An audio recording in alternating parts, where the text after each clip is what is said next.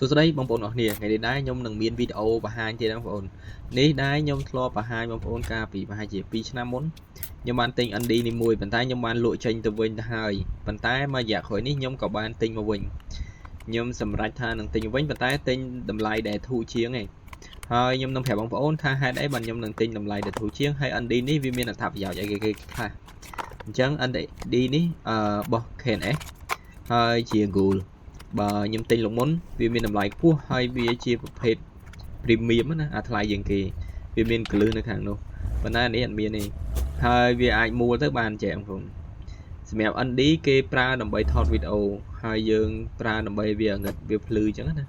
យើងសេរីអាហ្នឹងប៉ុន្តែបើយើងដាក់លើកាមេរ៉ាដែលខ្ញុំបងថតនេះ action ទេបងប្អូនអញ្ចឹងយើងដាក់ទៅវា auto សេរីភ្លឺអញ្ចឹងកាមេរ៉ាដឹងអស់ដែលជាកាមេរ៉ាធំភាគច្រើនគេប្រើ manual mode ដើម្បីថតតាមអ្នកដែលចង់ថតអញ្ចឹងណាហើយវីដេអូគឺយើងត្រូវការ ND នឹងពេលយើងថតក្រៅពលឺថ្ងៃគឺយើងត្រូវការដាច់ខាតតែម្ដងហើយ ND ហ្នឹងបើខ្ញុំមាននៅក្នុងនឹងមួយដែរប៉ុន្តែនេះវាមួលអត់បានវាជា frame អានេះវាមានមួលអញ្ចឹងវាមានកម្រិតវារហូតដល់9ហើយយើងដាក់ចូលហ៊ូតទៅអត់ចូលលេងខ្ញុំពិបាកដល់ពេលដាក់ហ៊ូតអត់ចូលខ្ញុំត្រូវការកែភ្លើងនៅខាងលើពេលកែភ្លើងនៅខាងលើវាធ្វើឲ្យមានការលំបាកអញ្ចឹងខ្ញុំចង់បាន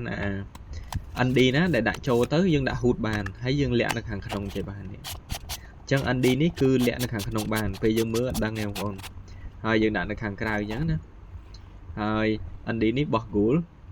ហើយមានតម្លៃក៏គួរសមដែរឥឡូវខ្ញុំសាកបង្ហាញបងប្អូនអរគ្នាពេលខ្ញុំលាក់ទៅខ្ញុំមួលដៃនៅខាងមុខបើសិនជា ND ខ្ញុំទិញមុនវាមានកន្លែងមួលណាអានេះអត់ទេខ្ញុំចង់មួលខាងមុខអញ្ចឹងដើម្បីខ្ញុំដាក់ហ៊ូតបាន ND មុនមួលដាក់ហ៊ូតអត់បាន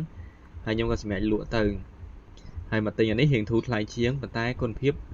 ស្រួលហើយបងប្អូនលេខ2ហើយវាមានរៀងបែបចេះអញ្ចឹង